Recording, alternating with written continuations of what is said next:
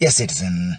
Naam, karibu tena mtazamaji. Polisi kaunti ya Nakuru wamemkamata mwanamke anayedaiwa kumuua mumewe kwa kumchoma kisu nyumbani kwao eneo la Rongai. Na mwanamke huyo wa miaka 37 anadaiwa kumchoma kisu mumewe Alphonse Ochieng aliyekuwa na miaka 27 kufuatia mzozo wa kinyumbani.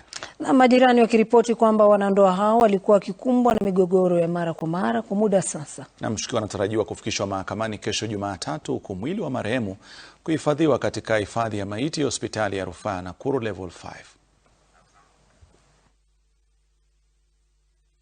Wamekuwa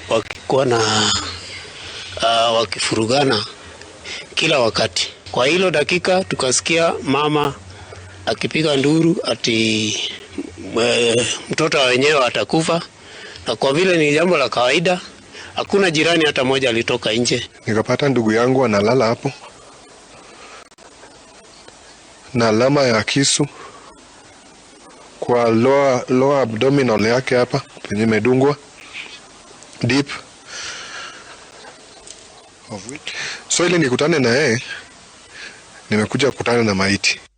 Mtazamaji, katika juhudi za kupunguza uchafuzi wa mazingira